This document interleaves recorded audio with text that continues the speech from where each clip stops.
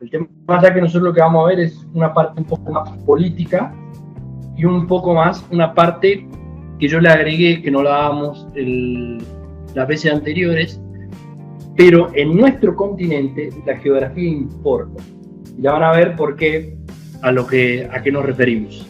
No toda organización y no todo proyecto de constitución de un espacio deliberativo compartido entre estados representa o en esencia se refiere a un proceso de integración regional. ¿Por qué? En principio porque involucra una serie de conceptos que nosotros vamos a ver, pero en realidad, si nosotros queremos entender cómo es que ocurre, y ya en este sentido me adelanto, la integración regional es un proceso, lo cierto es que intervienen y se relacionan otros elementos. Intervienen lo que bien hicieron mención, los organismos, que no son otra cosa más que la institucionalidad que adoptan esas experiencias o esos bloques de integración regional, el regionalismo, que ahora vamos a ver qué es lo que significa, y la regionalización. Si ustedes se van de acá a esta clase con esta diferenciación en mente bien clara, yo me doy por realizado. Lo interesante es que nosotros vamos a hacer mención a estos tres elementos y ver cómo es que la regionalización, el regionalismo y la institucionalidad o el esquema formal que adoptan estos bloques de integración regional se relacionan entre sí y nos permiten entender por qué el Mercosur es como es, por qué la Unión Europea es como es. Obviamente vamos a hacer algunos menciones a la Unión Europea porque es la experiencia en materia de integración regional, es la experiencia que guió a las demás experiencias a lo largo del mundo, a lo largo y a lo ancho del mundo, pero lo cierto es que a lo que a nosotros nos interesa me voy a meter más en Mercosur y en algunas cosas que tienen que ver con el continente latinoamericano en materia de regionalización, que no están presentes, ni estuvieron, ni van a estar presentes, por ejemplo, en un gran tiempo en Europa. Lo cierto es que la integración regional lo que refiere es un proceso. Es un proceso que deliberadamente los estados buscan emprender en pos de alcanzar objetivos compartidos. Esos objetivos compartidos pueden ser negociados. Casi siempre pueden ser negociados, no, son negociados, pero en muchos de los casos son negociados en una mesa chica y por ahí se pueden imponer a otros actores que tienen menos peso, ya sea porque hay unos niveles de asimetría bastante grandes. Porque todos coincidiremos de que no es lo mismo que en esa mesa de negociación se sienten Argentina y Brasil a negociar unos términos que lo mismo que se siente Argentina con Uruguay a definir cómo va a ser un bloque de integración regional. Eso lo podremos haber visto cuando se dieron las primeras instancias de consolidación de futboleras en los 40 y en los 50, pero más allá de eso, lo cierto es que todos coincidiremos que hay un nivel de asimetría en el tamaño de las economías entre Argentina y Uruguay, o de Brasil con Uruguay, o de Argentina con Paraguay, Brasil con Paraguay, que hace que nosotros, por ejemplo, en el Mercosur claramente identifiquemos como dos partes. Una mesa en donde los pesos pesados son Brasil en primer lugar, Argentina en segundo lugar, y después encontramos a Uruguay y a Paraguay en esa mesa, ¿no? Y ese mismo esquema se puede encontrar en un montón de otras experiencias. La Comunidad Andina deliberadamente estableció que había una diferencia de características entre sus miembros, porque como vamos a ver, la Comunidad Andina es una experiencia de integración regional anterior al Mercosur. De hecho, el Mercosur quiso evitar los problemas que se observaban en la Comunidad Andina cuando se configuró en los 90. Y, por ejemplo, la Comunidad Andina dijo definitivamente nosotros tenemos una diferencia muy marcada entre las dinámicas de nuestras economías, estoy hablando de Colombia y Venezuela, en comparación a Bolivia y Ecuador, ¿no? Sin que hablar de Chile, que Chile estaba en esa misma mesa que Colombia y Venezuela. Entonces, deliberadamente la Comunidad Andina lo que dijo es, nosotros tenemos que tener una estrategia de desarrollo diferencial para contra Bolivia y con Ecuador, de manera tal de que generen lo que hablaba Nico, ¿no? Ese catch-up. Las economías bolivianas y ecuatorianas pudieran desarrollarse mucho más rápidamente, de manera tal que puedan competir con la colombiana, con la venezolana, etcétera, etcétera. Ese esquema están planteados, están permitidos, aunque obviamente los estados son considerados en planos de igualdad, por ende el proceso de integración regional es un proceso voluntario.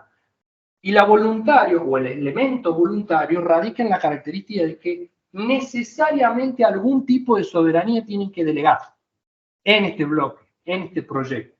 El tema está cuánto están dispuestos a renunciar en materia de soberanía.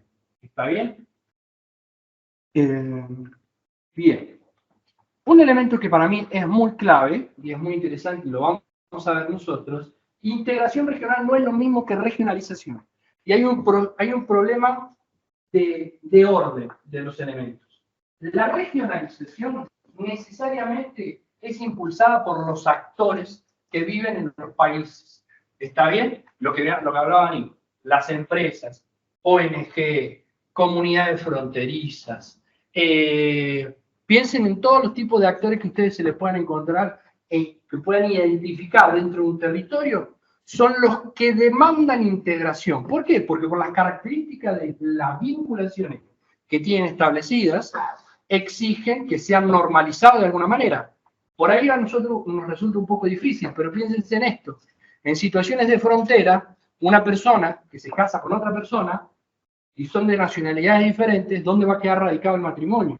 Y a partir de ahí, por ejemplo, ¿qué derechos tengo yo a partir de la radicación de ese matrimonio? ¿Otorgo ciudadanía o no otorgo ciudadanía? ¿Otorgo derechos de propiedad o no otorgo derechos de propiedad? Los derechos de propiedad son sobre propiedades radicadas en el país fronterizo, en el otro lado, o son sobre el territorio donde yo tengo radicado domicilio. Eso es un ejemplo muy bobo, muy absurdo de cómo es que se da esto. Pero lo que pasa es que la regionalización, un aumento en la regionalización, se constituye en un pedido de demanda por parte de las sociedades, las comunidades, los actores, para que los estados busquen darle una respuesta, busquen darle alguna solución a esa demanda, ¿no? Ya vamos a ver casos muy concretos. América Latina es muy rico en eso, tristemente, pero tiene casos interesantes, pero otros son muy tristes.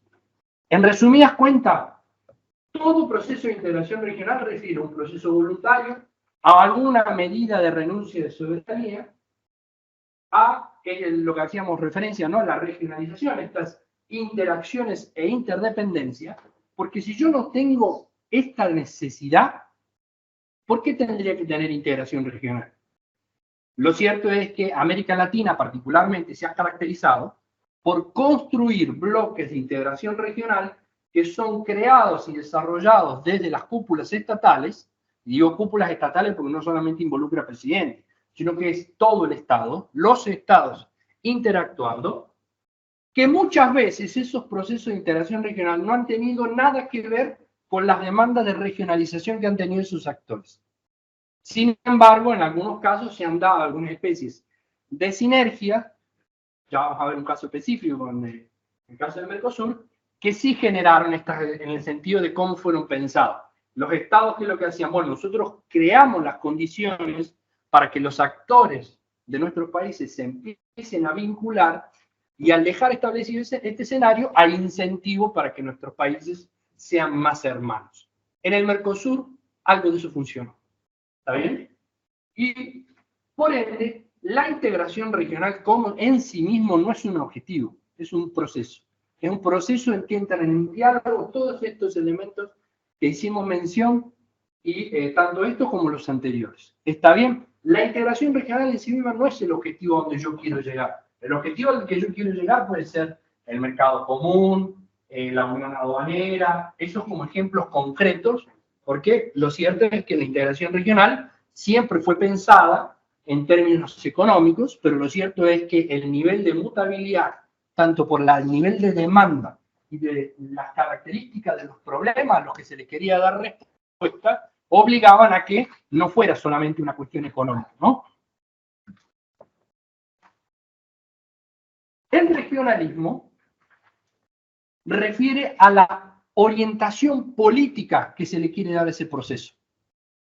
¿A qué me refiero? Como vamos a ver específicamente hablando, en América Latina hubieron 4 momentos o 4 direccionalidades a las cuales se quiso llevar ese proceso de desarrollo de la integración regional.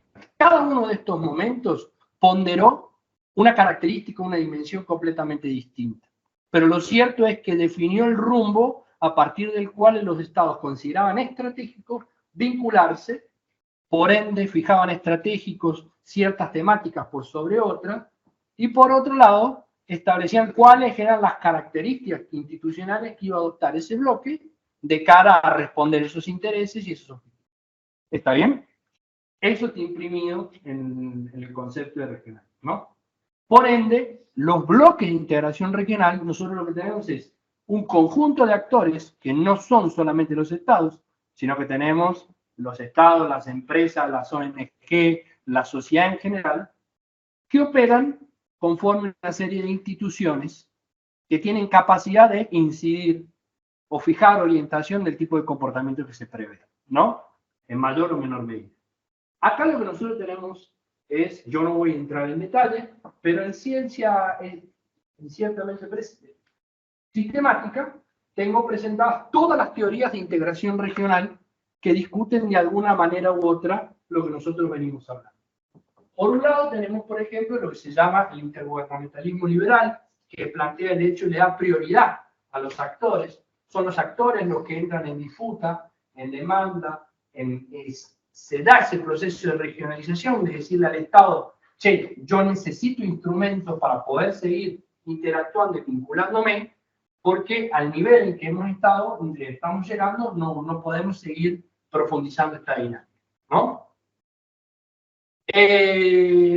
Seguramente, esto sí es un paréntesis, seguramente están, como venimos también de la clase de Nico, muchas veces nosotros lo primero que pensamos es en lo económico, ¿no? Y la legalidad. Pero lo cierto es que, y esto es un spoiler alert, América Latina se ha sabido integrar de una manera que es en lo formal, o en la economía formal, o en la economía legal, ha sido muy débil, ha tenido muchos problemas, pero América Latina ha sido muy exitoso de integrar su mercado, de integrar sus países en la ilegalidad.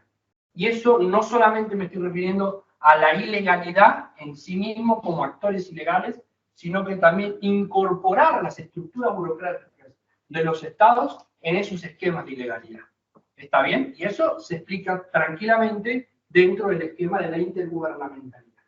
Ya les voy a dar unos casos interesantes. El neofuncionalismo lo que plantea, esta es una teoría muy europea, porque piensa en cómo es que se dio la integración regional en Europa.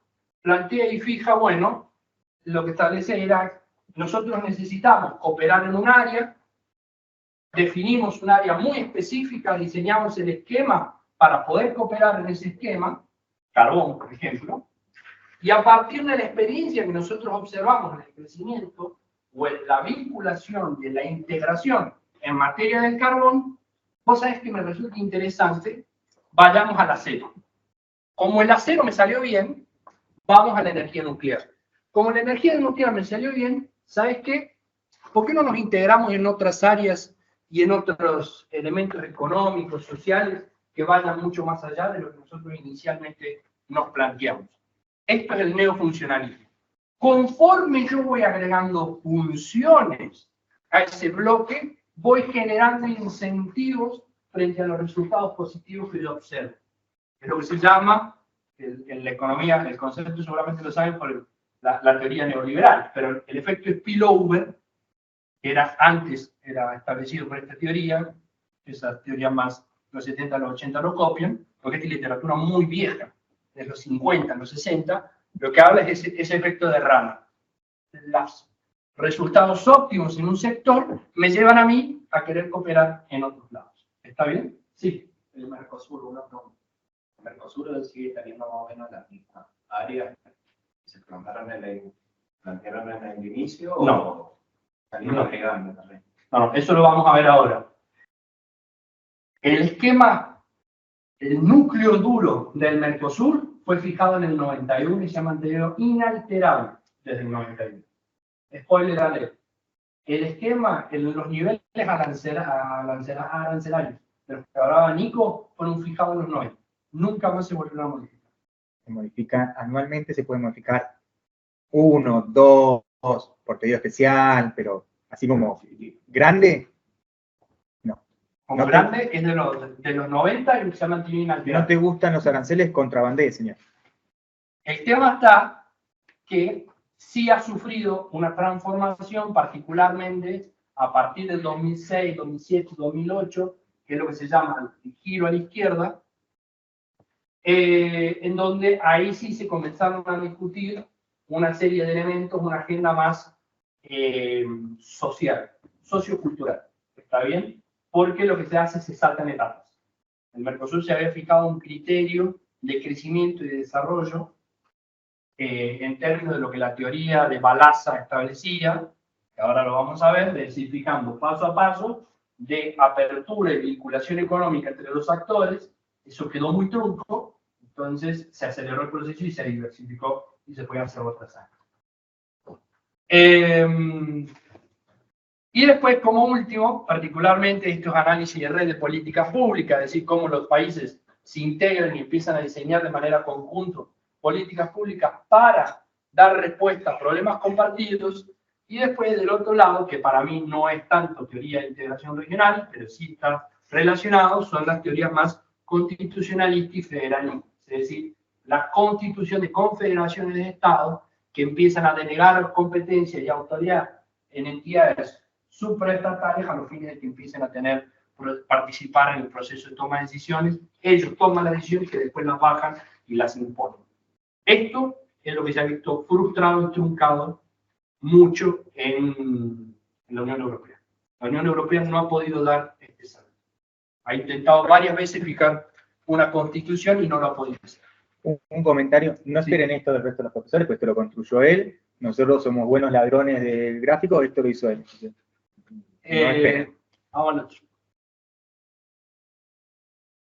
Bien, entonces, lo que nosotros tenemos, repitiendo un poco, en los bloques de integración regional tenemos derechos y obligaciones que se establecen para los actores, miembros, un sistema de toma de decisiones que no es el mismo para cada bloque, por ende se ponderan determinados procesos que en otros lados no se ponderan, y después, obviamente, la resolución de controversias. Si hay alguien que no respeta esto, no respeta las decisiones que se tomaron, no respeta el proceso de toma de decisiones y tampoco está respetando los derechos y obligaciones que se dan hacia el interior del bloque, ¿quién es el que exige? Porque esa es la gran disputa, digamos, volviendo a la primera clase de todas, ¿no? Digamos, esa es la gran discusión. ¿Quién impone? ¿Quién hace que yo quiera respetar que el arancel común que hemos fijado entre Argentina, Brasil, Paraguay y Uruguay sea respetado en todos los países y no que Argentina se haga la tonta y deja entrar productos más baratos que después son colocados en Brasil de manera ilegal, ¿no? Generando esas distorsiones en la competitividad. Lo que nosotros vemos en la integración regional es algo que se llama derecho comunitario, es decir, este derecho compartido entre los países que integran un determinado bloque, y es que en realidad ese derecho no es otra cosa más que una tensión entre aquellos bloques en donde delegan muy poca soberanía en esas entidades regionales, y aquellos países que delegan mucha soberanía en esos organismos estatales. ¿Está bien? Organismos estatales que tengan delegados muchas competencias van a tener capacidad de exigencia mayor frente al cumplimiento de una normativa X que sea sancionada. Aquellos países que hagan poca delegación, lo cierto es que tenés que, todas las veces que vos tengas que impulsar algo o exigir algo, tenés que negociar mano a mano. ¿Está bien? Bien, este es el esquema tradicional, lo más viejo de lo más viejo que ustedes van a encontrar en cualquier manual, en cualquier texto, en cualquier cosa sobre integración regional, porque lo que están pensando es en el esquema europeo. ¿Cuáles son las 4 etapas? El establecimiento de un área de libre comercio, posteriormente, cuando se haya consolidado la primera etapa, una unión aduanera. Una vez establecida la unión aduanera, se crea un mercado común para después pasar a una unión económica.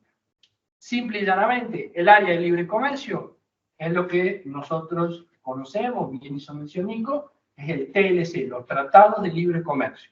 Yo establezco que los países que están involucrados ahí pueden competir garantizando de que no se les van a poner otros aranceles más que los que se pueden llegar a negociar en materia fitosanitaria, etcétera, logística, lo que pueda. El upgrade que implica, o el agregado que establece la Unión Aduanera es decir, mira, a la importación de autos o la importación de lo que sea, de cualquier país que esté por fuera del bloque, nosotros le tenemos que poner el mismo nivel de arancel. Entonces, una carretilla que quiera entrar por Brasil tiene que tener el mismo impuesto que quiera entrar por Argentina, Paraguay o Brasil, Uruguay. ¿Está bien? Eso es la Unión Aduanera. Lo complicado, esto no es nada nuevo dentro del esquema que se conoce, el problema está acá. Cuando vos querés establecer un mercado común, y como bien mencionaba el compañero, el mercado común no es otra cosa más que garantizar la libre movilidad de factores. Es decir, que un trabajador de Argentina se vaya a Brasil y sus aportes, su jubilación, su seguro médico, los costos de radicarse laboralmente sean los mismos acá en Argentina, que legalmente hablando, ¿no?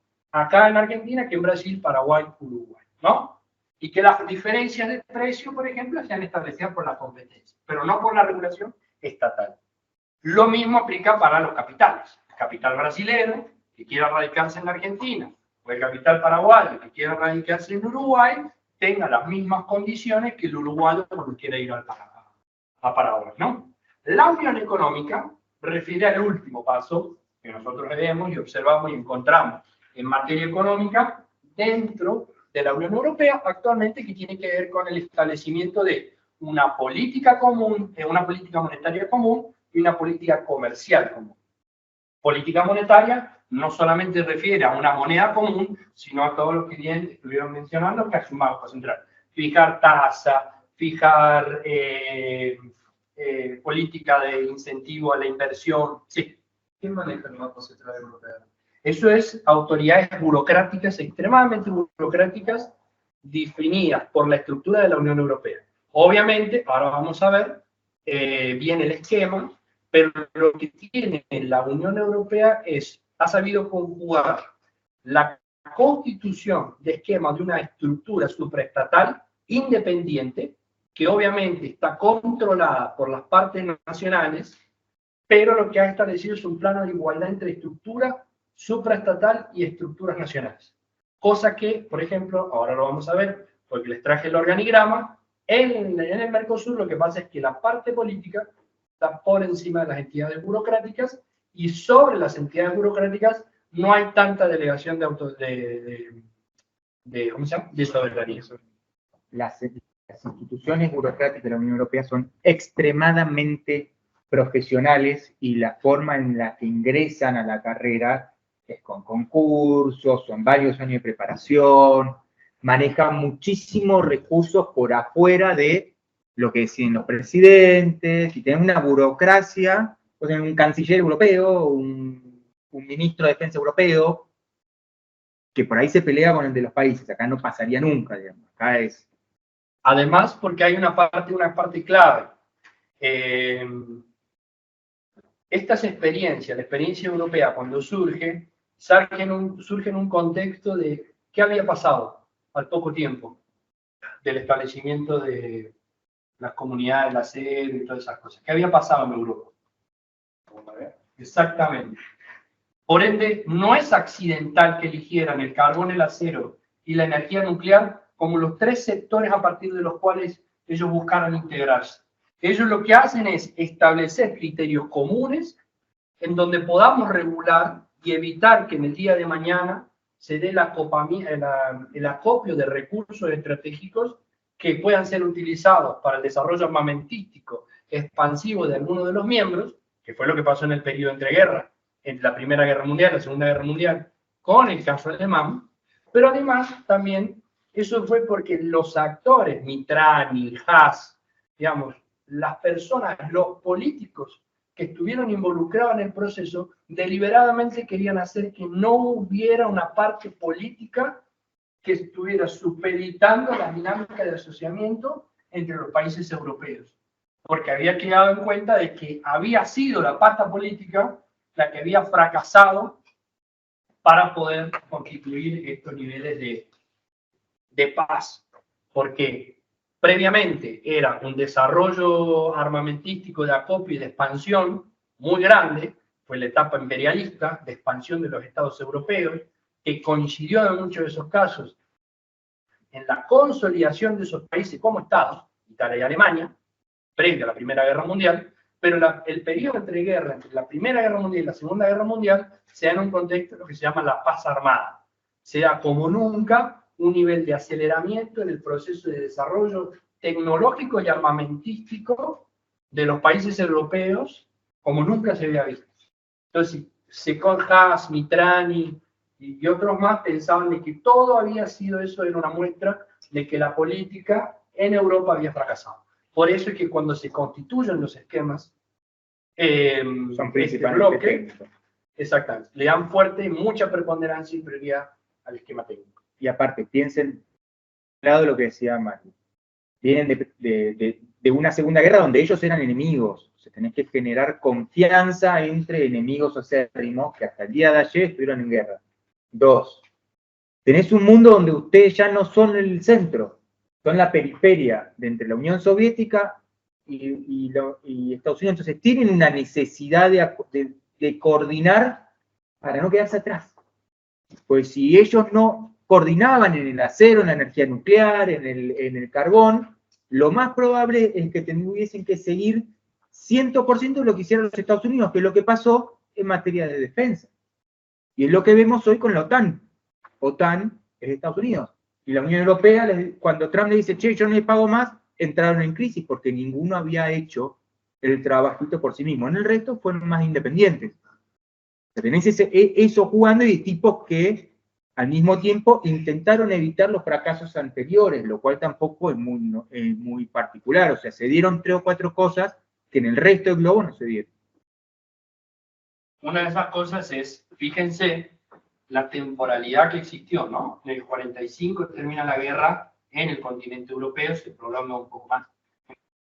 Pacífico, pero en la Unión Europea, en Europa propiamente dicho, el Tratado de París es el que establece la creación del SECA, que es la Comunidad Europea del Carbón y el Acero, con 2 socios estratégicos, Alemania y Francia, los cuales históricamente se habían enfrentado. Alsacia y Lorena fue el mejor ejemplo, era no solamente un pedazo de bosque, sino también es un lugar en donde hay mucha presencia de estos recursos. De carbón, Exactamente. de hierro. Sí. En Europa. En Europa, ¿no? Entonces, fíjense la temporalidad, y acá está la secuencia, ¿no? Este es el nacimiento de la Unión Europea. Tratado de París en el 51, Tratado de Roma en el 57, y ya a partir del 67 se da la integración de todos estos espacios, que no surge como Unión Europea, pero sí es la integración de estos espacios de los tres áreas estratégicas, ¿no? De esta manera, lo que nosotros tenemos es este bloque azul más duro, excepto Croacia, este bloque azul más duro, que es el bloque originario, y después se da el proceso de integración de otros sectores. Acá está la temporalidad establecida. Primero vienen estos países, después vienen los países Dinamarca, Austria, etc. Después viene España, si no me equivoco, España viene antes que... No, Inglaterra viene primero y después España con Coso. España y Portugal con el proceso de democratización. Exactamente, porque eso lo vamos a ver, cuáles son los criterios de ingreso. Y después vienen los países de Europa del Este cuando se haga la desintegración del bloque soviético, ¿no? Esto acompañado paralelamente, miren la fecha, si bien es un poquito después, pero no ha sido un par de años antes de que se había fijado, por ejemplo, el nuevo límite de la OTAN en este lugar. Entonces, eso es como un proceso de consolidación de Europa hacia el este, ¿no? No, Alemania dice 1958, ¿eh? Claro, es Alemania Occidental. Acordate que tenés Alemania Occidental y Alemania Oriental, se unifican en el 91, pero Alemania Oriental, gran parte de la legislación de Alemania Oriental se subsume dentro de lo occidental, o sea, por el proceso de democratización, entonces lo que desaparece el Estado comunista. Más allá del muro, digamos. No compren reliquias del muro, son todas falsas. Pasar a otro.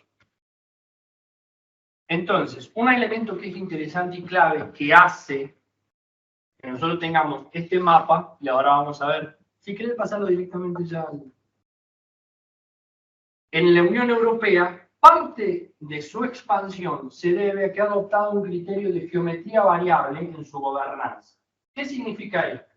Los países se integran a la Unión Europea, pero tienen el hecho de se reservan para sí el proceso de delegación de potestades y de competencias ante las entidades supraestatales que se ha sabido fijar la Unión Europea. En este sentido, por ejemplo, como ustedes bien sabrán, no todos los países europeos que forman parte de la Unión Europea tienen adoptada, forman parte de la eurozona, lo mismo que la zona Schengen. La zona Schengen es el área que establece el régimen compartido en materia migratoria. ¿Está bien? Y la eurozona es el euro. La eurozona es el euro. Y, por ejemplo, acá lo que nosotros podemos ver es como el solapamiento, este gráfico es interesante, porque es el solapamiento entre ciertas áreas. Por ejemplo, puede ser que vos tengas países que forman parte de la Unión Europea, pero no forman parte de la OTAN. ¿Está bien? Entonces, eso implica un proceso de negociación a la hora de tener que fijar, por ejemplo, materias o criterios compartidos en materia de política exterior y en materia de política militar. ¿Qué pasa si, vamos a poner un caso que no va a pasar, si Rusia ataca a Hungría? La OTAN es Unión Europea, pero no es OTAN. ¿Se entiende? Entonces estás atacando un país de Europa, cuyos principales miembros son OTAN. Pero Hungría no es OTAN. Y ahí empieza... Habría que tachar Finlandia. Finlandia ya es OTAN. Gracias, Putin. Bueno, acá, por ejemplo, en relación a lo que plantea el compañero, acá lo que se ve esto es el organigrama de la Unión Europea. Claramente lo que nosotros tenemos es dos patas dentro del esquema de funcionamiento, dentro del organigrama de la Unión Europea, en donde tenemos el Consejo de la Unión Europea, que representa los intereses comunitarios. Los representantes, obviamente los países envían autoridades y toda la recomendación y todo lo demás, pero esos son aprobados por el Consejo y hay un proceso de negociación bastante importante, del cual depende el Tribunal de Cuentas. Pero por el otro lado, lo que tiene acá es la Comisión Europea, que está fuertemente alineada con el Consejo Europeo, dado que la pata nacional, la representación nacional de los países está en estos dos lugares. Entonces, el proceso de toma de decisiones es un proceso de conciliación y de negociación muy grande entre los países, en donde, por ejemplo, nosotros tenemos, donde está el Parlamento Europeo, el cual ejerce el poder de un poder legislativo, propiamente dicho, siendo que el Tribunal Europeo ejerce las características y las condiciones de un tribunal de justicia. Con una particularidad, y me adelanto un poco a la slide que se viene más adelante. La particularidad que tiene es que en la Unión Europea aplica o impera un principio de subsidiariedad. ¿Eso qué significa? Significa de que si hay algo, por ejemplo, que la Unión Europea no regula, pero sí lo regula un Estado en cuestión, sí aplica lo que regula el Estado en cuestión. ¿Cuál es el proceso? ¿Cuál es el problema? Muchas veces hay dos procesos que juegan. Cuando vos solicitas el ingreso a la Unión Europea, el proceso de ingreso es muy demorado porque vos tenés que hacer todo un proceso de adecuación de tu normativa interna a la normativa comunitaria. ¿Está bien? Y esos procesos, como ustedes sabrán, es un proceso que dura años. No es tan fácil hacer transiciones, ¿no? De hecho, por ejemplo, muchos de los países que ingresaron de los últimos, por ejemplo, no ingresaron directamente a la eurozona, ni siquiera ingresaron a la zona Schengen. Croacia, Eslovaquia, República Checa, los países de la Europa del Este. Poco a poco lo fueron haciendo cuando fueron encontrando y viendo de que su proceso adaptativo les beneficiaba. Y cuando lograban mantener, estabilizar ciertos indicadores políticos y algunos indicadores físicamente económico, pero algunos indicadores sociopolíticos, ahí empezaban a implementar. Por ejemplo, seguramente todos habrán visto esa película, pues aparece mucho en TikTok, de una serie con unos yanquis que se van a un país de Europa del Este y dicen, ¿cuánta plata nos quedan? 3 moneditas. ¿No lo han visto? No me acuerdo del nombre de la película. Bueno, era una película, la película dice... Euroviaje censurado. Creo que es ese. Malísima la Sí. película. Bueno, pero Pedorra. lo interesante es eso, porque ahí lo que se ve... ¿Qué haces con 100 euros en cada lugar, básicamente? 100 euros no, menos, con Menos unas moneditas.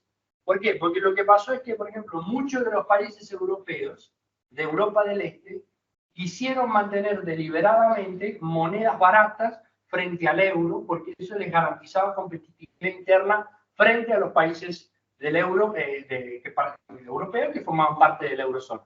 Eslovaquia era uno de esos casos, de hecho en el caso de la película es porque ellos terminan en Eslovaquia. Eslovaquia es un ejemplo de eso. República Checa es un ejemplo. Muy barato para comer República Checa. Sí. Y se come muy bien. De hecho, son países que apostaron fuertemente al desarrollo del turismo interno. Entonces, por eso es que mantenían esa diferencia. Croacia era otro país hasta hace poquito. Hasta que ingresó al euro e ingresó a la zona Schengen. De hecho, dato curioso, estos países, por ejemplo, demoraron fuertemente su ingreso a la zona Schengen producto de que tenían un problema migratorio muy grande. Es decir, ellos fueron países de circulación y de erradicación de países que provenían del Medio Oriente y querían llegar a Alemania. Muchos de ellos de paso, porque la particularidad que, algunos de paso obviamente, pero que se radicaban. ¿Por qué? Porque Bosnia es un país musulmán. De hecho, es el único país musulmán de toda Europa. Entonces, la coincidencia ideológica entre, no ideológica, pero en algunos aspectos sí, religiosa y ideológica, el hecho de que eran caravanas migratorias, que para pasar por tierra para llegar a Alemania, tenían que pasar por Turquía, Rumania, Bulgaria, Croacia, todo el mapita que ustedes veían, generaba un problema migratorio muy grande, en donde había recelos entre estos países que formaban parte de la Unión Europea, pero se veían como el patio trasero, porque decían, bueno, nosotros estamos lidiando con este problema, no quieren venir acá, quieren ir a Alemania. Entonces, o ustedes nos dan la solución a nosotros, o ¿qué hacemos? Nosotros empezamos a tener políticas restrictivas a la movilidad. Y por el otro lado pasaba de que había países, muchos países europeos decían, nosotros no los vamos a autorizar las zonas que ustedes ingresen a una zona Schengen, porque una persona que entre a la zona Schengen, como ustedes saben, no hay controles fronterizos. De hecho, por normativa de la Unión Europea, no puede un mismo control fronterizo radicar más de 6 meses en el mismo punto. Entonces son puntos rotativos. Entonces todo este esquema de libre movilidad genera como incentivos para poder entrar o no. Ustedes entran por España, tienen 6 meses ahora. Si te fuiste a Francia, te fuiste a Inglaterra, volviste, qué sé yo, siempre renovando 6 meses. Bien, bueno. No voy a dar tips para la inmigración ilegal. Pasa que... va en contra de mi contrato con el imperio. Lo que pasa es que, como Europa, España y Gran Bretaña formamos parte de la zona Schengen, una manera de renovar tu visa turista es salir y entrar. Entonces, como pasarte a España, como es cruzar. Claro.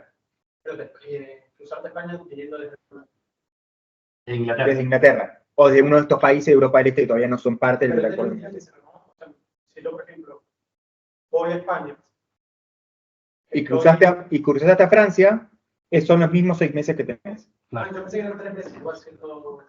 No necesariamente. No necesariamente. No necesariamente. Los argentinos teníamos 180 días, hay que ver si lo vuelven a modificar, pero... Mira, sí. Por ejemplo, yo tenía el caso mío. Yo cuando a mí me dieron cuando estoy estudiando en República Checa, a mí me dieron la visa de estudiante de República Checa que iba de septiembre.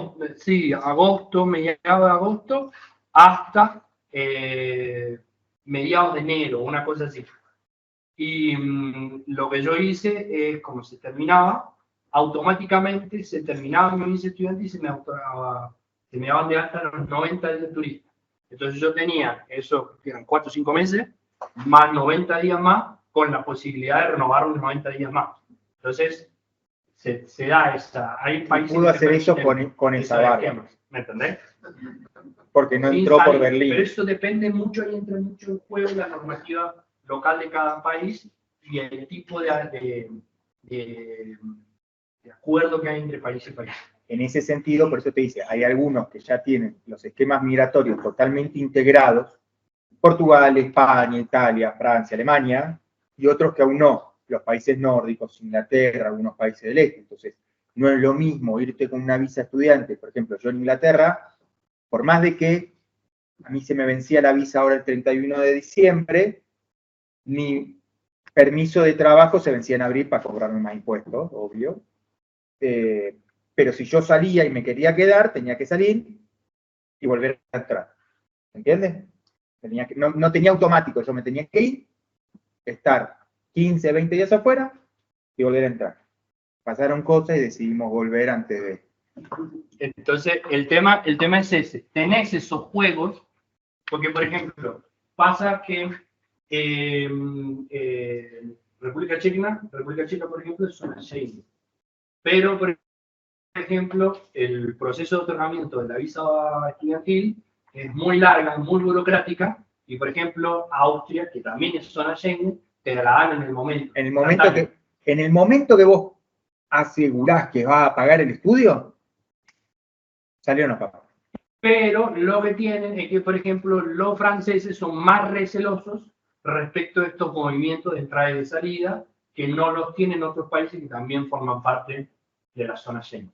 Digamos, es un esquema híbrido, que es lo que nos hacía mención de esto de la gobernabilidad y geometría variable. Los países tienen delegación de soberanía muy fuertes en las entidades supraestatales, como vamos a ver ahora en este ejemplo, pero por el otro lado también se reservan algo que lo hizo mención Nico: existen esquemas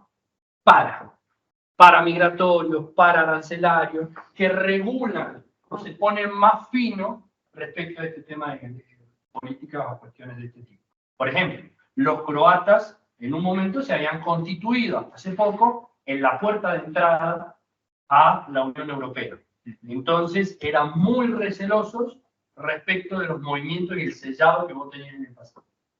Y era justamente producto de esto. O los españoles y los italianos con los pasaportes comunitarios a ciudadanos fuera de Europa. En algún momento todo el mundo hubo una explosión de pasaporte comunitario y ahora lo empezaron a achicar porque ya no pueden resistir las presiones migratorias y presupuestarias de que todos nosotros tengamos pasaporte comunitario. Una particularidad que tiene el esquema de justicia en la Unión Europea tiene que ver con el hecho de que los privados, una persona, una organización no gubernamental, una empresa o lo que sea, puede demandar a otro privado o al Estado mismo, miembro que suscribe la Unión Europea, producto del incumplimiento de normativa y derecho comunitario.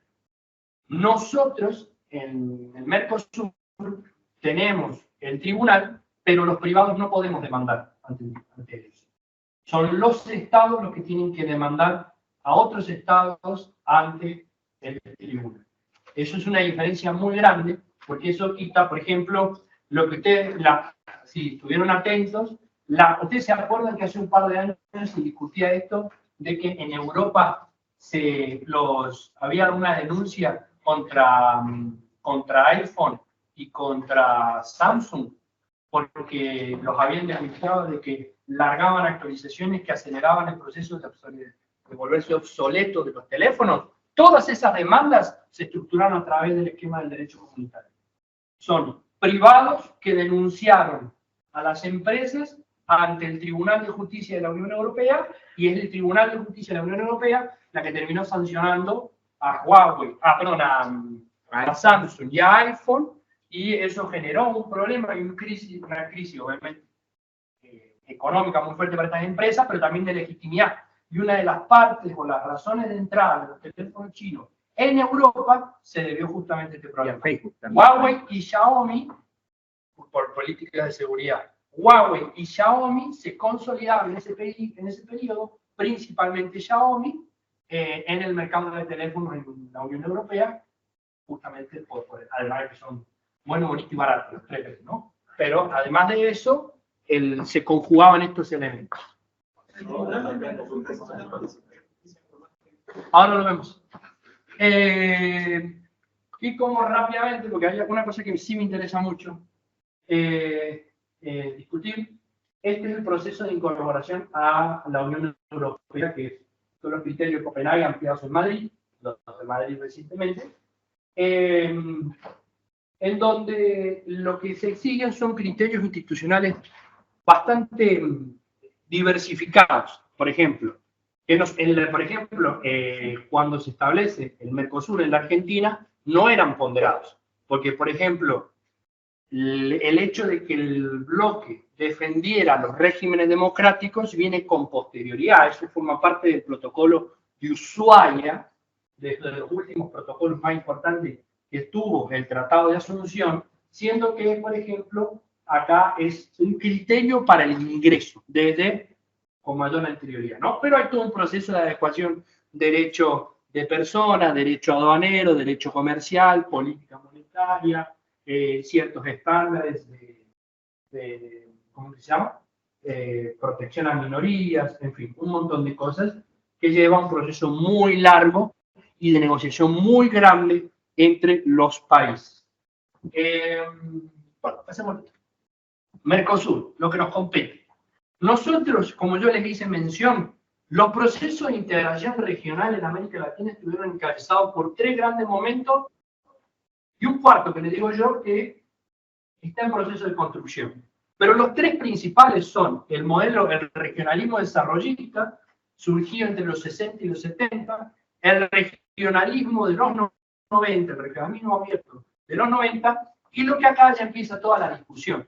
No hay criterio unívoco respecto de cómo llamarlo, pero hay veces que ustedes lo van a encontrar como post-hegemónico, post-neoliberal, social y productivo, que es producto de los acuerdos y los procesos de reforma a los que se vieron sometidos los bloques de integración regional, principalmente el Mercosur, a partir de los 2002-2003 hasta el 2014 más o menos.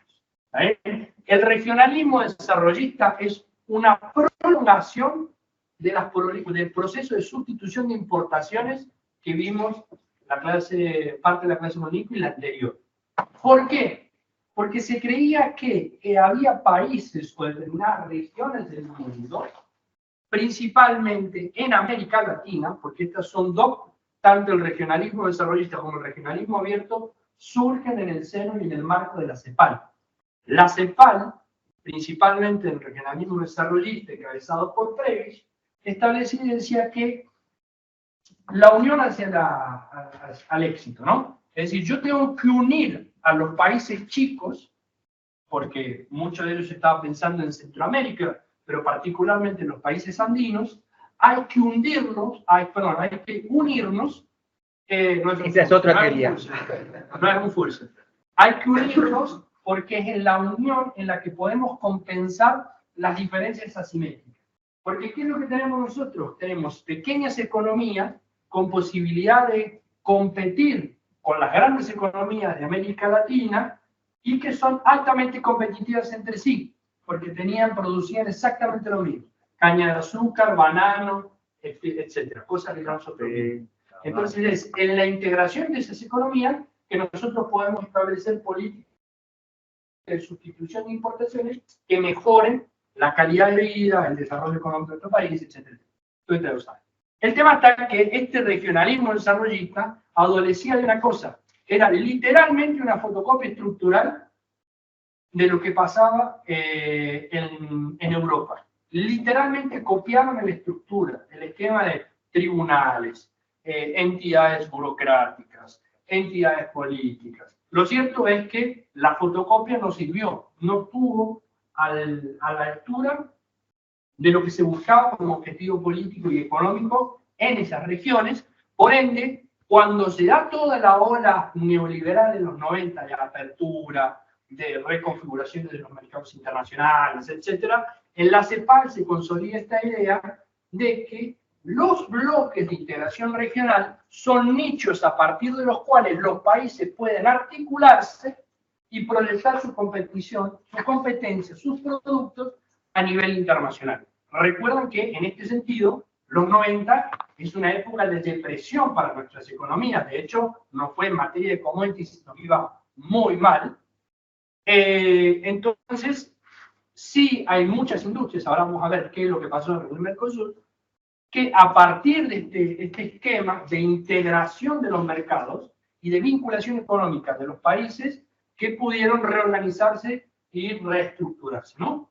Pero era un regionalismo abierto, marcadamente muy flexible en materia institucional, fuertemente liderado en materia política barra ministros de Economía. Estos proyectos estuvieron fuertemente encabezados por los ministros de Economía. El papel que tuvo Cavallo en el proceso de sanción de todo el proceso de negociación del Mercosur fue muy alto.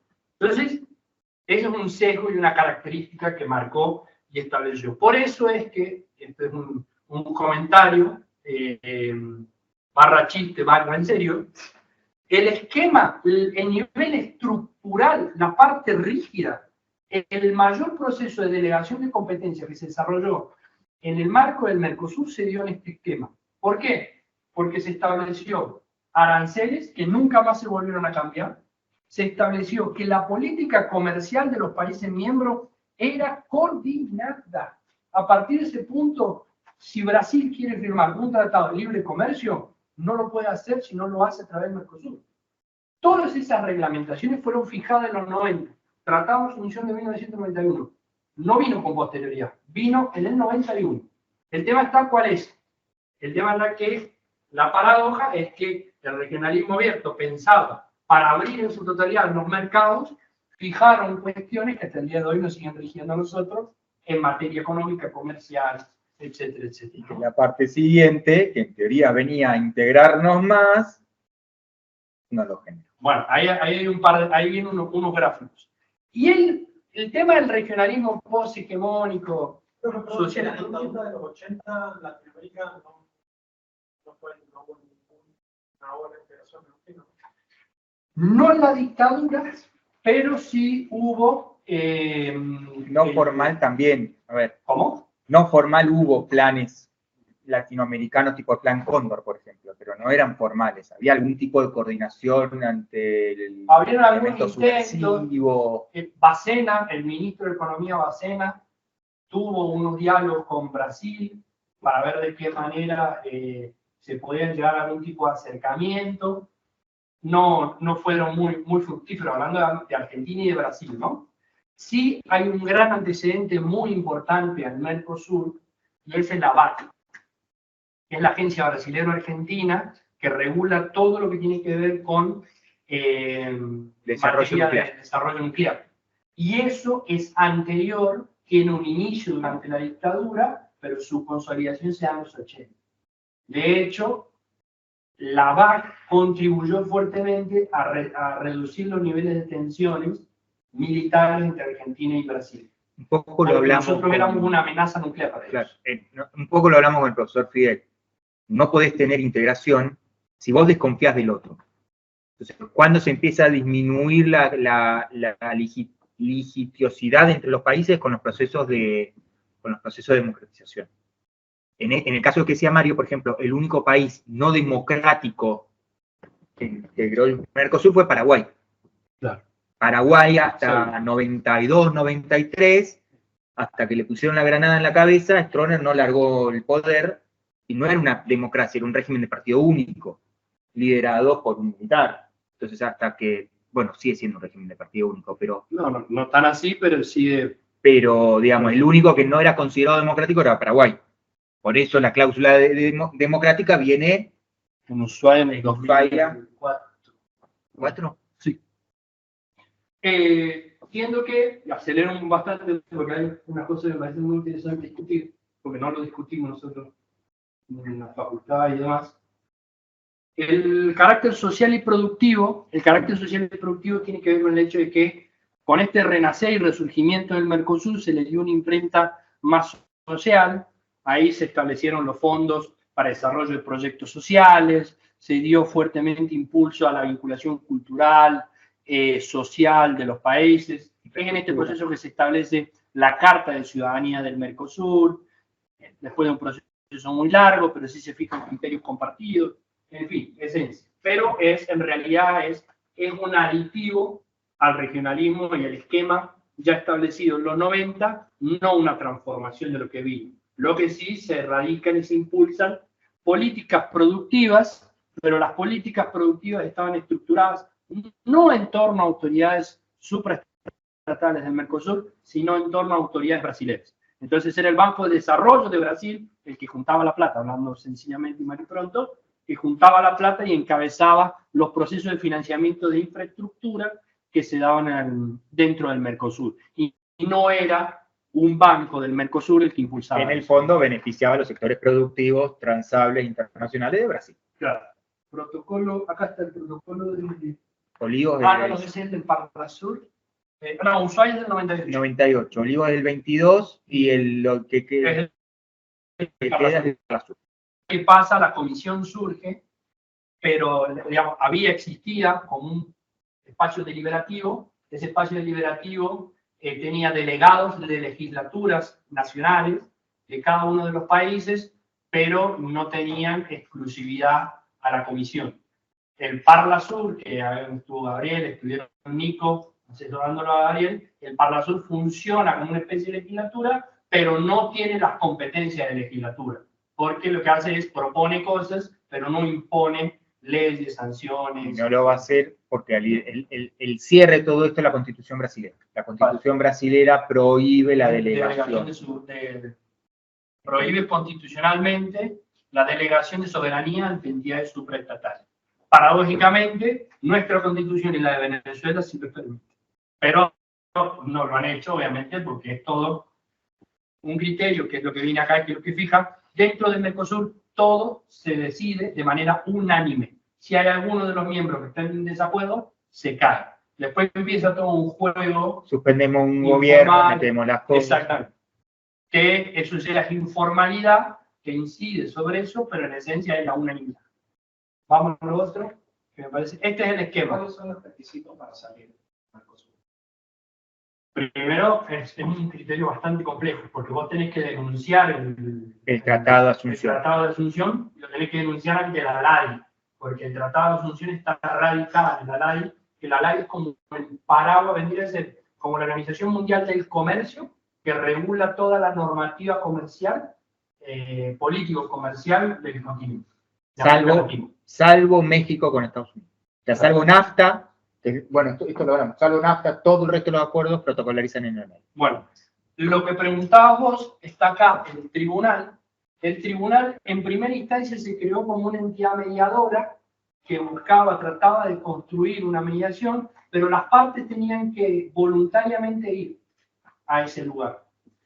Pero lo cierto es que no funcionaba como un tribunal de justicia, sino como un laudo. Después el tribunal no elimina esa etapa, pero sí con posterioridad ejerce un poquito más de autoridad en ese sentido, pero solamente puede ratificar o exigir alguna de las partes. Pero el problema que tiene que haber es que voluntariamente las partes quieran decidir adoptar el laudo y adoptar el tribunal. Y lo que termina pasando entre los países es que no deciden adoptar el tribunal, y por eso, por ejemplo, papeleras entre Uruguay y Argentina no se resolvió en el tribunal del Mercosur, sino que se resolvió en la Haya. Si vos llegás a la Corte Suprema, no es un tribunal de alzada la Corte Suprema. ¿Se entiende? De alzada significa que vos saltas. O sea, que yo apelo el fallo de la Corte Suprema a un tribunal supranacional. Dependiendo qué, puedo irme a la Comisión Interamericana de Derechos Humanos. No quiero ver una cosa.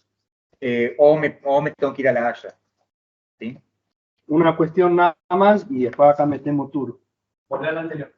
Como ustedes ven, la estructura es el Tribunal de Justicia y el Parlasur están más como asesoramiento del Consejo del Mercado Común, que el Consejo del Mercado Común está compuesto por los ministros, por los cancilleres, quiero decir ministros, son los cancilleres, ellos dirigen la parte política del proceso, pero luego le viene el Grupo del Mercado Común, que el Grupo del Mercado Común es la parte económica, pero que asesora en el proceso y participa en el proceso de sanción de las diferentes medidas que se van tomando.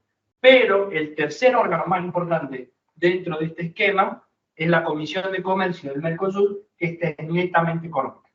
Entonces, la columna vertebral de funcionamiento del Mercosur es toda económica desde su sangre. Todo este esquema, casi en su totalidad, fue fijado en el Tratado de Asunción Europea y se ha mantenido inalterable desde entonces. Vamos. Ya lo dije, vamos. Quiero llegar a una parte que me parece muy interesante y que tiene que ver con el hecho de los resultados del Mercosur. Hay quienes disputan mucho realmente cuáles han sido los resultados del Mercosur, porque dicen realmente el Mercosur no contribuyó, sí contribuyó a la constitución de un mercado común, no es, en realidad es un mercado común degenerado, no por pervertido, sino que es degradado. Pero en realidad, si nosotros podemos hablar, podemos ponderar tres cosas. El Mercosur sirvió para la pacificación, realmente nosotros tenemos más rutas entre Brasil y Argentina, producto del Mercosur. Antes no había ni un solo puente, porque voy a construir un puente entre Brasil y Argentina si somos potenciales amenazas limítrofes entre nosotros. Contribuyó fuertemente a la democratización, y eso no se puede negar, el caso de Stroessner es uno muy bueno, pero después todo el proceso deliberativo que hubo, fíjense, no solamente interna, sino externamente, cómo el Mercosur fijó posición compartida y única frente a los intentos de golpe de Estado en Ecuador o en Bolivia en su momento. O ahora con Venezuela. Pero particularmente, bueno, la de Venezuela está un poquito más tensionada y mucho más, pero sí. Está suspendida. Sí. Y el tema, el económico. Pasemos al coso. El Mercosur en sus inicios tuvo un resultado muy fuerte, muy importante. De hecho, miren cómo fluyó, cómo se varió la participación del comercio entre socios una vez instaurado el Mercosur. Fíjense que el Mercosur llegó en el 98 a un 20% del comercio entre ellos. El tema está que cuando acá empiezan las crisis de fines de los 90, principalmente la devaluación brasilera, hace que caigan los niveles de comercialización y de vinculación económica entre los países y nunca más llegamos a esos niveles, a pesar de que, miren la presencia, cómo aumentó, pero el porcentaje no. China. Fíjense, China 2005-2010. Se comercia más, pero comercio más con el otro, con China, con la Unión Europea y no tanto entre nosotros. Lo mismo se puede conversar, esto es lo mismo, pero esto es importaciones. ¿Está bien? Nosotros tuvimos un pico 98-99, que solamente fue replicado momentáneamente en el 2005, pero desde entonces no hacemos otra cosa más que caer. ¿Por qué? Porque acá viene lo interesante, o pasemos al gráfico. ¿Cómo es que se dio ese pico? ¿Por qué se dio ese pico? Porque como nunca las empresas brasileñas se integraron con las empresas argentinas. De integrarse en el sentido de que no que empezaron a tratarse como socias, sino que se hubo un fuerte proceso de privatización en donde las empresas argentinas comenzaron a ser compradas por las empresas brasileñas. Entonces, las empresas argentinas eran sucursales o subsidiarias de las empresas brasileñas, lo cual permitió, sí, claro, facilitar el proceso logístico, formación dirigencial, acceso a capital, formación de recursos humanos, etcétera, etcétera, pero a la base de absorber la competencia rival. Unos sectores muy importantes de este caso son el sector del acero, hay algunos sectores que fueron más resentidos que otros. La construcción fue otro ejemplo, pero lo cierto es que lo que pasó fue esa particularidad. Es una combinación entre la liberalización económica y la privatización que hizo que los actores empresariales argentinos fueran cooptados por los empresarios brasileños.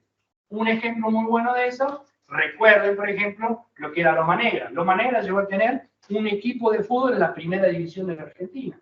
De hecho, organizó un partido internacional. Amarita Fortabat trajo a la Unión Soviética a jugar un amistoso con Loma Negra en ese entonces. Y eso es todo producto de eso. Loma Negra ya es brasileño. Loma Negra, Topper, Quilmes, son todas empresas que fueron chupadas y absorbidas por grandes industrias cerveceras. Ahí se da una paradoja muy interesante, porque los brasileros compran las empresas brasileras, pero se llevan tres cosas de Argentina. Se llevan gente, porque sus mandos medios y superiores no estaban capacitados para competir internacionalmente, los argentinos sí, se llevan know-how y se llevan tecnología.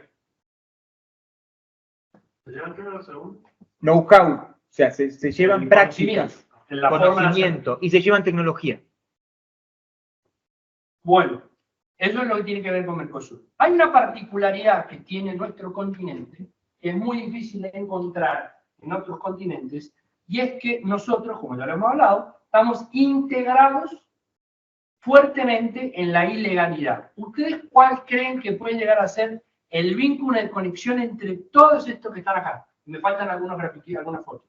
Pero ¿cuáles creen que puede ser el vínculo de conexión entre un delfín, la mota, que es como un bagre, es un bagre, pero es un pez carroñero, grupos guerrilleros, la deforestación, el oro y comunidades indígenas? ¿Cuál puede ser ustedes que creen que es lo que está por detrás que los vincula? Aparte de la geografía. Pero si alguien me puede establecer una línea de conexión entre todos estos elementos. ¿Comercio ilegal de qué?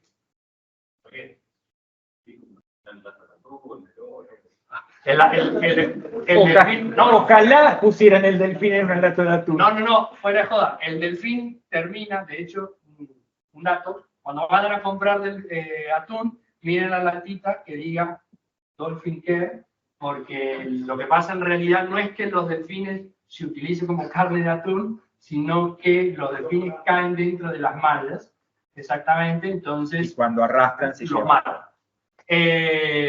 Sí hay algo, no tiene que ver con eso, pero sí hay algo. Hay una conexión entre el bagre y el delfín, ¿sí? ¿Y de lo otro se les ocurre algo? ¿Cómo puede ser que el delfín esté asociado al oro con la mota, no la mota mexicana, se llama mota, o pinacachinga que le dicen los brasileños, y el desmonte con los grupos guerrilleros y los indígenas? Pasarla a la siguiente slide. Merca. Esto es una fotito, la saqué yo la sacó Alejo y sacaba de él con el libro porque no encontraba. No sé si ustedes saben, pero el Amazonas, hay dos fuentes hídricas, las dos cuencas hídricas más grandes del mundo están en nuestro continente, la Orinoquía y el Amazonas. ¿Está bien? Tienen dos movimientos biológicos. Uno es las épocas de aguas bajas, es decir, que el río se contrae, se reduce la cantidad de agua, por ende no se puede navegar y todo lo demás, pero es un proceso biológico, acelerado obviamente por el cambio climático, pero están las aguas altas, que es el gráfico que sigue. Este proceso sucede todo el año, todo el año. ¿Cuál es la particularidad que existe con estas aguas? Tiene que ver con el hecho de que desde hace muchos años, estamos hablando 40, 50 años, ya existía con anterioridad, pero hace como 40, 50 años que se ha consolidado en nuestro continente la minería ilegal. Pero no la minería ilegal en los términos de megaminería. Son minas, obviamente que en mayor o diferentes tamaños, en donde hay mucha minería recolectada, fragmentada, fuertemente fragmentada, en todo que hay sectores de la Amazonía en donde simplemente haciendo como era en California, la vieja California es haciendo como en la película, pueden encontrarse oro, yacimientos de oro, siendo que otros esquemas hay que sí ir y taladrar y minar al estilo clásico antiguo. Entonces, lo que pasa es que el Amazonas y la Orinoquía tienen muchísimos yacimientos de oro. ¿El tema cuál es? El tema está que cuando yo hago la extracción de oro, la extracción de oro tengo que separarlo de la roca. Y para la separación de la roca, lo que yo tengo que utilizar es mercurio. ¿A dónde van a parar el mercurio residual utilizado para la separación? Al río, exactamente. ¿Qué es lo que pasaba? Nosotros consumimos hay dos tipos de peces que podemos comer o consumimos, que son los peces de cuero y los peces de escama. Los peces de cuero son los bagres, que es decir, son peces carroñeros. Por ende, como ustedes saben, en todo lo que nosotros comemos, en todos lados, incluso en nuestro cuerpo, hay mercurio. Naturalmente hay mercurio. ¿Qué es lo que pasa? El consumo de peces de cuero antes no era tan normal. La gente, tradicionalmente, sea desde cuestiones más localizadas, como también por gusto, lo que se comía era de escama. Como los de escama se alimentaban de plantas, de frutas, las concentraciones de mercurio en esos peces eran menores. Lo que pasa es que como esas poblaciones de peces se han visto reducidas por la pesca indiscriminada, por el aumento poblacional en esas regiones, pero también por los niveles de demanda, particularmente nosotros somos un continente extremadamente católico y las demandas de pescado en Semana Santa son altísimas.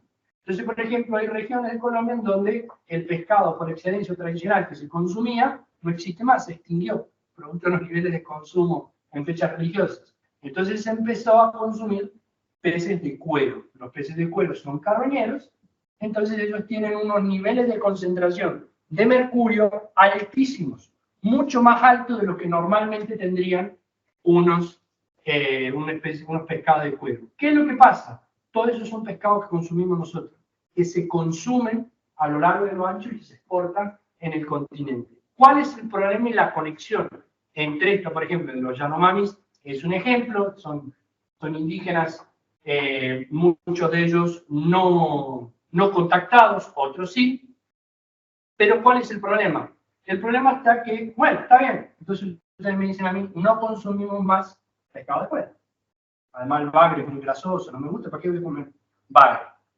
Lo que pasa es que el nivel de concentración de mercurio que está habiendo en el Amazonas y en la Orinoquía ha hecho que en los movimientos de subida y de bajada, los yacimientos de mercurio estén radicándose en el territorio, en la tierra. Entonces ya ahora yo no solamente encuentro el mercurio en los bagres o en los peces de cuero, lo encuentro en frutas, lo encuentro en animales herbívoros, por ende lo encuentro en animales carnívoros, lo encuentro en todo tipo de plantación que son de consumo personal e incluso en cosas, ¿no?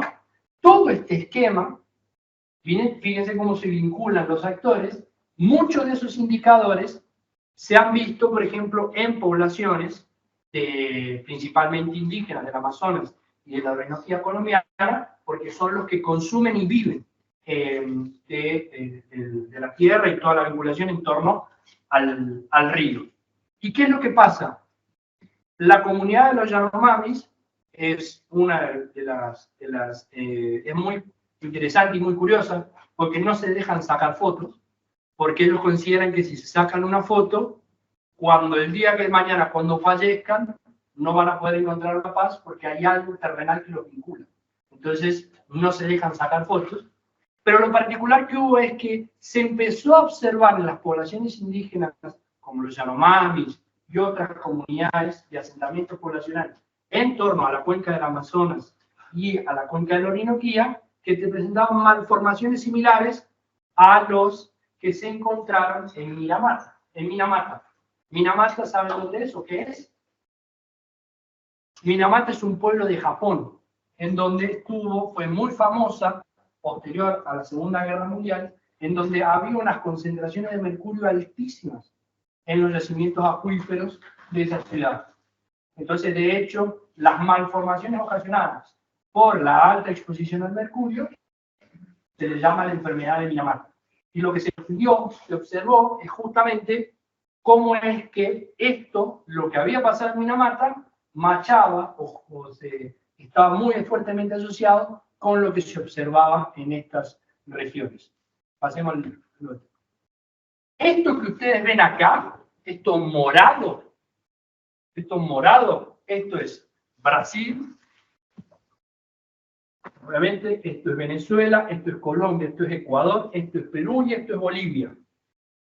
Lo que ustedes ven morado son todos los territorios del continente sudamericano en donde hay presencia militarizada ilegal. Esto es ilegalidad. No es el Estado, no hay Estado. Obviamente hay Estado, pero no es la presencia militarizada del Estado, sino es la ilegalidad. ¿Ustedes saben cuánto es el tamaño de la Fuerza Armada de la Argentina? ¿Cuántos oficiales hay? En todas las fuerzas. En total. Pero no sé si llega a 80.000. No llega a 80.000, son 50. En Brasil, ¿cuántos son? Como 2.000. 300, no, millones no. 350. 350. Más o menos, vamos a ser generosos. Todo lo que ustedes ven acá supera los 500.000. Es decir, que en este momento en Sudamérica el ejército más grande es ilegal. No pertenece a ningún estado. Sí. La mayor parte es narco, ¿no? No necesariamente. No necesariamente. A veces hay actividades narco, pero la actividad principal puede ser el ELN, que es Bueno. guerrilla ideológica. De hecho, el ELN es una guerrilla colombiana. Su presencia está en Venezuela. Y la principal, obviamente, se alimenta de lo narco, pero, por ejemplo, se alimenta de lo del oro. La explotación ilegal del Orinoquía, es la Orinoquía. El Orinoco hace así. De hecho, es el límite natural entre Venezuela y Colombia. Es la Orinoquía. Y una de las regiones petroleras más importantes del mundo. Y agroganadera. Es decir, la actividad agroganadera de Venezuela y de Colombia está acá. No la controlan los países. ¿Eh? No la controlan. controlan los estados. Lo mismo que el oro. Claro. Pasar, no me acuerdo la slide que sigue. Que en realidad está muy asociado a eso. Pasar. La minería ilegal, lo que tiene la particularidad es que, obviamente, como son lugares muy difíciles de controlar, el problema que hay es que, si bien es cierto de que hay algunas cosas que ustedes dicen, uy, pero ir a meterse a la sabana de la Orinoquía, ir a cosas, sí, es verdad, es complicado. Pero lo cierto es que los actores, el ELN, por ejemplo, si quieren les cuento un caso después, con la cámara apagada, hay un ejemplo del caso del ELN articulado con diferentes otros actores, tanto legales como ilegales, para garantizar no solamente la explotación de la mina que estaban en ese lugar, sino también la logística para sacarla por el Caribe. Y eso es minería. Pero también es cierto, y acá tiene que ver con esto, es que la deforestación es para garantizar la minería ilegal y los circuitos de circulación, pero también, por ejemplo, para expandir las fronteras agrícolas en esos lugares, como también el hecho de establecer canales de circulación alternativos al río para el tráfico de armas y de drogas y de todo lo demás. Esto está en el centro de la discusión del acuerdo Unión Europea-Mercosur. Lo que se quejan los franceses es de esto. Miren la particularidad que hay acá. La particularidad de la estadística empieza en 1990 y va hasta 2010. Ustedes me pueden decir todos los presidentes brasileños que pasan entre 1990 y 2010, o por lo menos la variación ideológica. Es altísimo. Claro, Cardoso, Lula, Collor, Franco. Es decir, Temer. la variación ideológica es altísima.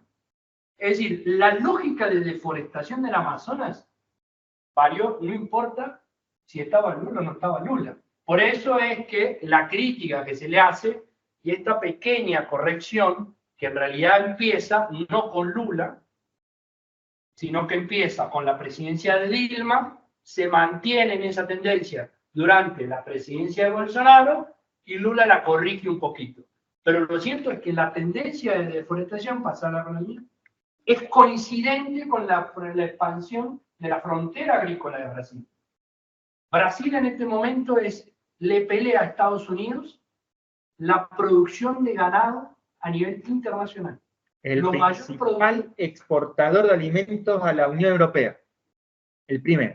Es decir, los que más vacas producen a nivel mundial son Estados Unidos y Brasil. Y eso se debe producto a todo esto, ¿no? Pasar al siguiente. Argentina quedó atrás con temas hace una locura. 10 años. Entonces, este mapa, después si quieren les comparto ese link. Es interesante este mapa porque lo que permite ver es cómo es dar la articulación de los factores. Entonces, cómo es que las entradas o las salidas que se pueden tener por el Atlántico o por el Caribe están fuertemente asociados con la minería ilegal, el desplazamiento de poblaciones y por ende los procesos de enfermedad y de contaminación muy grande, caza, tala indiscriminada, que está asociada no solamente con el oro, sino que también con los yacimientos mineros de otro tipo de recursos que hay en nuestro continente, pero asociado fuertemente con las drogas, no solamente la coca, sino también con la marihuana en menor medida, porque todas las plantaciones de marihuana fueron desplazadas por la cocaína en la década de los 70. De hecho, el café fue desplazado por la marihuana y la cocaína desplazó a la marihuana. La marihuana hoy está en Paraguay, principalmente. Ese es el canal. Y obviamente la ilegalidad, porque todo este esquema, pasa al siguiente, por favor. Este esquema es lo que logra el financiamiento al partir de la cual se constituyen, informan y tiene una base de articulación. Porque muchos de estos actores perdieron y dejaron de lado la base de articulación política que en primera instancia los creó. ¿Está bien? M19, ELN, en fin, un montón de guerrillas, ¿no? Lo cierto es que nosotros como continente tenemos una serie de estadísticas que nos hacen colocar a nivel mundial como los más peligrosos, porque por ejemplo, defender causas ambientales hace que México, Colombia y Brasil sean los 3 lugares más peligrosos del mundo para reivindicar este tipo de causas. Compárenlo con países que tienen problemas como Filipinas, Nicaragua, India o la República Democrática del Congo, ¿verdad? Y no deja de plantear una disyuntiva muy grande, porque no es lo mismo que se plantea acá en la Argentina, por ejemplo, en Mendoza, sobre la ley 7722, minería sí, minería no. Lo cierto es que en gran parte del continente está declarado y se ha visto de que indistintamente si la minería está prohibida o está legalizada, sigue siendo un punto de conflicto, porque va a haber minería. Hay actores que tienen su base de articulación en torno a estos recursos ilegales. Y lo cierto es que esa articulación no viene solamente del sector privado, sino que hay grandes partes de la estructura estatal que apoya la parte logística y funcionamiento de estos sectores. Entonces son actores, puede ser de que el gobierno colombiano y el gobierno venezolano se tengan a las patadas, se hayan llevado a la patada los últimos 20 años, pero lo cierto es que a nivel estatal, los actores de frontera del Estado, tiene una articulación altísima para la exportación y circulación de todas estas mercaderías ilegales. Porque yo les hablo del oro, pero recuerden que esta es una zona de trata de personas, oro, droga, tráfico de órganos, tráfico de animales, tráfico de madera, tráfico de todo tipo de otro tipo de cuestiones que se nos ocurren. La piratería, animales tráfico, exóticos, la prostitución, digamos, todos esos actores están vinculados para la circulación y funcionamiento de todos estos sectores. Entonces, para volver al anterior, lo que pasa es que a todo esto, lo que sugiere es, hay dinámicas que ocurren y hay gente que vive ahí y hay dinámicas de demanda y de oferta. Lo cierto es que en la pesca, por ejemplo, en estas grandes cuencas, en esta cuenca es la base del dinamismo económico. Si no hay peces, no hay dinero. Si no hay dinero, no puedo acceder a los otros bienes a los cuales yo necesito consumir, ya sea desde vegetales hasta, no sé, servicios, ¿no? Agua potable. Lo cierto es que de algo tienen que vivir, de algo tienen que funcionar. Esas economías regionales están altamente integradas en la ilegalidad y que es lo que les da de comer. Entonces entra una serie de disputas. Hay grandes alternativas, mucha discusión de turismo ecológico. Entonces, ¿qué es hacer turismo ecológico? Turismo ecológico es ir a hacer avistamiento de fauna. Pues sonará un chiste, pero por ejemplo, en los países que tienen fronteras con el Amazonas, el avistamiento de fauna lleva muchísimo plata en términos de turismo. La pesca deportiva, son sectores, son elementos que hacen al ecoturismo, pero que implica algún tipo de establecimiento de normativa compartida, inexistente en muchos de ellos, entonces generan estos desafíos, porque por un lado está, bueno, vamos a hacer avistamiento de delfines, pero por ejemplo por el otro lado tenemos de estos centros turísticos en donde podemos tocar, darle de comer al delfín y todo lo demás. O sea, eso compite la ilegalidad con la legalidad. Si vos vas a llevar turistas a una zona de conflicto armado, se complica. Entonces ahí tenés dos dinámicas que van a competir. ¿Qué vamos a priorizar? ¿La legalidad o la ilegalidad? Bueno, la ilegalidad corre cuando el Estado se retira o cuando el Estado se corrompe. Exactamente. Pasamos al siguiente y después les cuento una anécdota. Para los que lo quieran, me parece que es muy interesante. Estas tres películas, esta es una película, estas dos las tengo, si a quién se las puedo pasar. Esta no la he visto, pero no la tengo. Pero son tres películas que son muy interesantes porque cuentan todo lo que yo les hablé. Esto, principalmente, esta es la película de Johnny Depp, que se estrenó hace un par de años, pero que habla sobre el caso de Minamata en Japón, y entonces todo el trabajo periodístico y todo lo que se articuló en torno a eso, como antecedente para entender estos dos. Esto para entender cómo es que en la Amazonía se está consolidando estas dinámicas muy similares a lo de Minamata, pero mucho más difícil de controlar. Pero esta particularmente, lo que es, este es un documental y esta es una película de ficción. Este documental lo que tiene es, muestra a dos ambientalistas que encarnan el mismo problema de diferente manera. Lo interesante que se ve en esta película, se habla de todo lo que yo les hice mención, pero la particularidad es, ¿qué pasa cuando un país, en este caso Brasil, toma una decisión en torno a la prohibición de consumo y pesca de un pez? ¿Y cómo afecta esa prohibición en la dinámica de pesca en Colombia? Entonces, ¿cómo es que la legalidad o el establecimiento de patrones de calidad y de conducta en torno al consumo de peces responsable y todo lo demás, por el otro lado, ante la falta de coordinación política entre países que compiten o comparten frontera, establece incentivos para la ilegalidad? El spoiler es, los que pescaban en Brasil se fueron a Colombia y traficaban el pez a Brasil. Entonces, esto está bueno ahí, se ve claramente esa película, y creo que ahí termina. Después lo otro es menos. Ya lo escuchamos. No, son conclusiones respecto de cómo llevar adelante o cuáles son los desafíos que pueden haber en torno a la integración regional. Digamos. Son conclusiones muy reflexivas. A ver, piensen que esto que dice Mario tiene aspectos reales. Hace 3 años el PPC brasilero invadió Ciudad del Este, no murió. Invadió Ciudad del Este. Ciudad del Este es lado paraguayo. Una organización narcocriminal en Brasil termina invadiendo una ciudad en Paraguay por un objetivo particular. El ELN colombiano o la FARC operando en Venezuela y en Brasil. El narco colombiano operando en Ecuador, en Brasil y lavando su dinero en Paraguay y Argentina. Hezbollah operando en la triple frontera nuestra. Hezbollah y la para ganar dinero y financiar activismo en otras partes del mundo. O sea, todo esto lo que está pasando es que no es solamente, bueno, es un problema de Colombia. No, es un problema del continente, porque tarde o temprano tenemos corrupción en todos estos países que permite trabajar, y no corrupción del agente aduanero. Ojalá fuese solamente corrupción del agente aduanero. Estamos hablando de servicios de inteligencia, fuerzas armadas, legisladores, jueces, gobernadores, presidentes. Y aparte de la aduana muchas veces están pintadas, o sea, rodean la aduana. Mira, a mí me lo dijo un aduanero clarito yo tenía como 10 años. Yo estoy en frontera. Viene un chabón, me ofrece $10.000 o un balazo.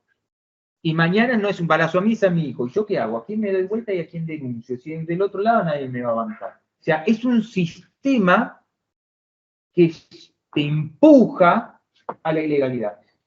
Hay una anécdota, digamos. Hay algo que es muy interesante. Es como en esta, por el mapita, y con esto, si quieren después les cuento más anécdotas y todo lo demás, conozco, nada más lo otro. Pero para que ustedes vean el nivel de compenetración de algunas de las cosas. Acá hay muchos presencia, esto es todo ELN, después está el Corpo Vermelho que está esparcido por todos lados, digamos, es una fuerza brasilera de la ilegalidad que está todo. Pero la parte, una cosa muy loca, y es acá, que esta es la triple frontera entre Perú, Brasil y Colombia. Acá hay mucha presencia narco, obviamente. De hecho, uno habla con la gente que vive ahí y, por ejemplo, te dicen, acá no hay narcos colombianos. Esto es son todos narcos mexicanos. Esto es el cartel de, ¿cómo se llama? Jalisco. Sí. No, el otro. No, El de Sinaloa, de Sinaloa. Nueva Generación. El que está acá, el de Sinaloa, esto tal, Pepito es jocoso. Si yo me voy allá, yo sé que voy a encontrar, ¿verdad?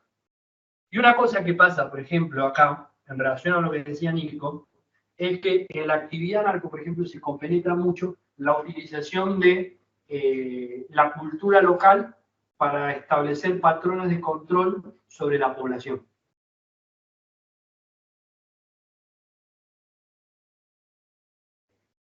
El hecho, por ejemplo, en el territorio colombiano, el 21%, 22% son comunidades, en realidad son resguardos indígenas, es decir, que pertenecen, están compuestos por autoridades indígenas que tienen pleno control sobre esas estructuras.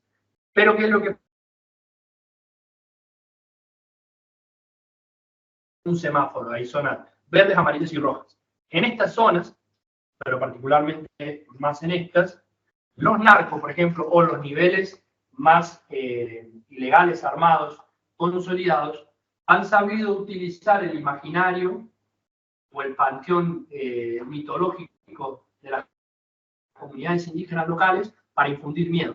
Entonces, por ejemplo, lo que pasa es que cuando hay algún ajuste de cuentas, o por ejemplo, matan o ajustician a alguien, lo que hacen automáticamente los narcos es, por ejemplo, le esperan la cara, le sacan y los dejan tirados en los caminos. Porque fíjense, recuerden que transitar en auto por acá es imposible. Es selva cerrada. De hecho, no hay auto, digamos. Y incluso hay comunidades indígenas que tienen la prohibición, han prohibido el establecimiento de bicicletas incluso, porque arruinan el paisaje turístico. Entonces, lo que pasa es que, ¿por qué le sacan el rostro? Porque lo que hacen es, utilizan un mito que se llama el mito de los pelacara, que es como la luz mala nuestra, es una luz que baja y le roba el rostro a las personas.